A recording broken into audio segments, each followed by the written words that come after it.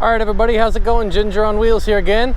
Today is the day, range test day for the 011X. Warrior.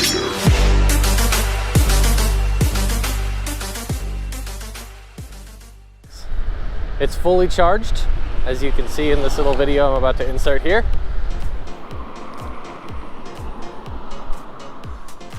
And I've got a new audio system rigged up. It's kind of janky, but hopefully it'll be better than it was before with all that wind in there. Roger, Roger, 10-4 Tango. So today I have about a 50-mile route planned. I hope the scooter can make it. We're working with a 72-volt, 32-amp-hour LG battery.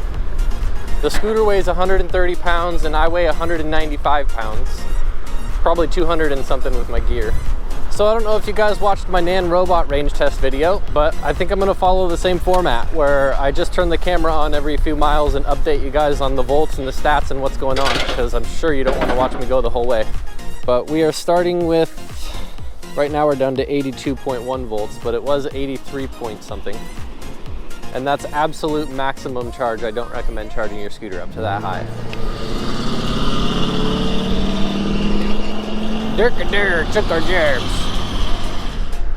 Okay, so the power output settings for the scooter for this test, I've got the output maxed to 40%. I'm using single motor mode and I have turbo off and I'm in speed 2. We're gonna be going across the 520 bridge just like we did on the Seattle ride. And then instead of going into downtown Seattle, we're just gonna go around the lake to the north. I'm suspecting I'll get about 40 miles range, but I don't know that for a fact. I think I'm actually gonna throw it down into speed 1. I wanna stay somewhere between 15 and 20 miles an hour, because below 15 is like, my brain melts. And above 20, the economy just goes all downhill. We're cruising right now at about 16. How's that sound? Okay, so I've discovered a downside to this controller. Over the Mini Motors controller, it's basically impossible to lock a cruise control speed in other than full speed. Because the little bumps in the road, even little tiny minute vibrations on the throttle will cancel out the cruise control. But if I hold the full throttle for like 5 to 7 seconds, then it will lock on cruise control. Weird, right? There's downtown Bellevue over there. But downtown Bellevue is getting big. It's the new downtown Seattle. Good mailman. All right, we're working with 81.1 volts and we're at 145 miles on the scooter. So 4 miles into the trip. Okay, we're at the 520 Bridge Park and resting voltage is at 81 and we've gone 148 miles. So we're 7 miles in, but we're about to ride across the bridge. Such a nice day compared to the other day when it was windy. I can see the Cascade, or no, those are the Olympic Mountains out there. Hopefully I can zoom in far enough that you can see it. I'm only in 2.7K. But the water is like perfectly still on both sides of the bridge. You can see downtown Seattle perfectly over there. This is really cool. So this is the University of Washington Stadium, in case you're curious. Well, still cruising, going about 14 miles an hour. We're at 153, which means our trip is 12 miles in, and we've got, I really wish this volt readout was brighter. I can't read the readout. 78.7, I think it says. There are way too many people on this trail, it's uncomfortable. This is a fun way to keep it interesting. Probably not helping the economy though. I'll hop back on the pavement. Down to 78.2 volts, and we're at mile 14 right now. All right, I'm officially on the west side of Lake Washington, following pretty much just the perimeter of the lake. And these are all the houses on the right on the waterfront. Okay, anyway, update on the scooter. We are at 157 miles, so that means we've gone 16 miles so far, 15 or 16 miles, and we're at 77.8 volts. Cruising. So the voltage will sag a little bit when there's a load on the motors. And the load really doesn't change that much when you're in this low of a gear. But when I'm moving, the volts are at 77.5.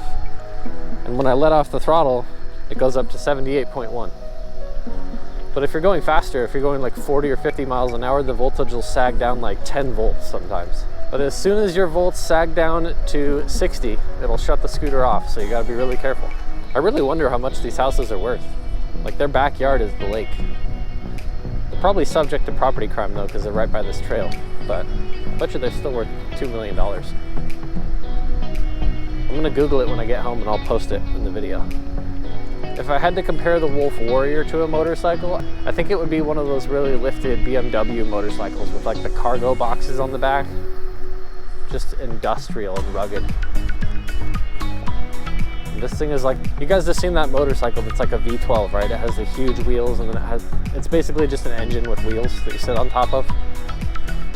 If this scooter were a motorcycle, it would be that one. It's not one you buy for your commute or whatever. Jeez, look at this house. Really? Another one up there? This might be one of the nicest days I've been out of my house in 10 years. The sky is as blue as it was in the 90s. Remember that? Hopefully you can see Mount Rainier over there. It's one of the clearest I've ever seen it. Wish I had a better view. Ooh, a bridge, a bridge. It's the most exciting thing that's happened in 10 miles. Woo! Woo! Oh, you guys, the things I do for this channel. This is the most boring thing. We're gonna do a fun thing, ready? Whoop. Hey, boats. Just boats. Definitely something I'm going to mention in every range test video, including this one, is that if you have a long commute or you plan on riding your scooter for long distances, get a seat. My guy, get a seat. Well, if I'm being perfectly honest, I have no idea where I am. I hopped off the trail to avoid some construction and a detour, and then I just sort of followed this road. But I have a feeling I might meet up with the trail later, we'll see. For now, just cruising in the road with no bike lane. No big deal. I see the trail I'm supposed to be on. It's on the other side of this little river. How the heck am I going to get over there? 𝐏𝐫𝐈 Gun Club. Was it a Lotus? A McLaren? Really? There's just a McLaren with the top down sitting here? Wow. So there's been a few people asking me how the Zero does on bumpy roads, and that is a bumpy road. That's like the epitome of a potholy, crappy road, right? So we're gonna ride the Zero over that, and you're gonna watch how much the handlebars move. But they barely move.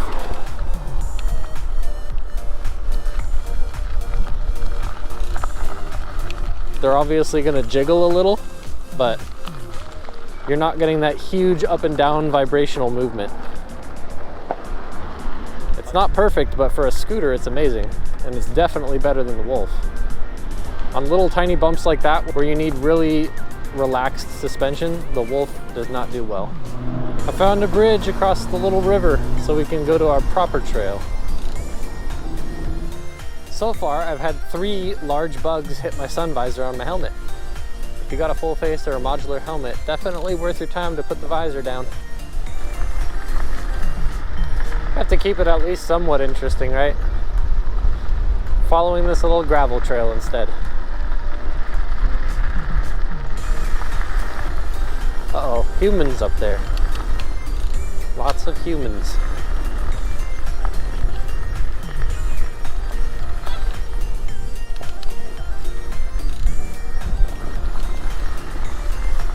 So, fun fact. The eco button doesn't do anything if the power output isn't at 100. So the eco turbo button, I think what it actually does is just cuts the power from like 100% down to 80%. But if you've already limited the power down past 80%, the eco turbo button doesn't do anything. So we are right around where the velodrome is, and I would love to ride that thing right now, but I can't. We're doing the range test. Velodrome would just absolutely crush the battery into the ground. But we will do it. It's coming. Man, I'm so torn which scooter I like more. I keep getting the question, so which scooter is better, the Wolf Warrior or the 011? And I honestly can't answer it. I don't know. It really depends on your riding style and where you plan on riding to start with. And it's not just like, if you're a road person or you ride it on the streets, then buy the 011. If you're off-road, then buy the Wolf. It's not as simple as that. I wish it was that cut and dry.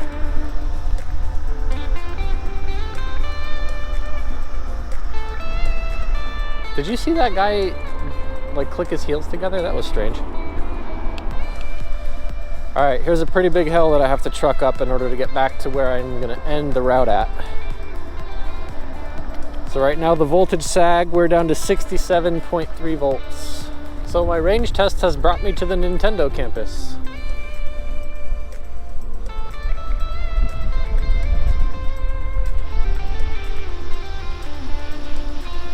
All right, I just checked and we are at 40.3 miles for the trip so far, which means 10 miles more and we beat the Wolf Warrior. You think we can do it? This thing is still going. It feels like the scooter that will never die. I have 68 volts left. Oh my goodness. All right, we've gone 44.5 miles and I've got 66 volts left. So I'm cruising through a neighborhood that I used to live in and I just ran into my old landlord. Super cool guy. His name's MJ. He's a project manager. He's down there doing some maintenance on the old rental I used to live at. All right, you guys, I think we're nearing the end of this range test. Dare I say it? We're at 65 volts when the scooter is coasting. And when I'm giving it gas or giving it throttle, it goes down to 61. It's getting close. 60 volts is the cutoff. This has just been the longest scooter ride. Oh my goodness. It's like 3 or 4 hours just standing on the scooter. Using all the little micro muscles to balance. All right, you guys, I think this is it. I'm maxed out going 9 miles an hour. The scooter is at 60 volts exactly, so it should be cut off. It's at 59.8, 59.7, 59.6, 59.5, 4, 3, 2, 1, 58. Okay, I'm gonna stop. I don't want to damage the battery. But this is it. Let's check how far we went.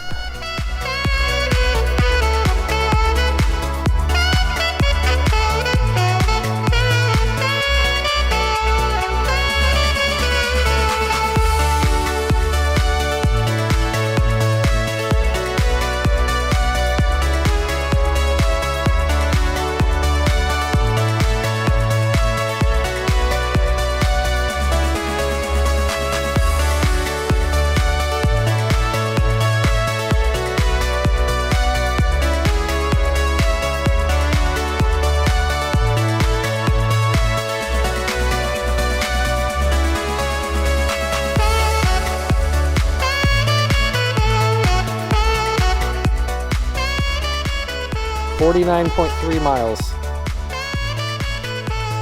Very, very close to the Wolf.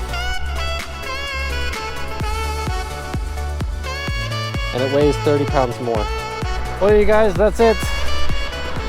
We are pushing the 011X home. Thanks for sticking in with me to the end.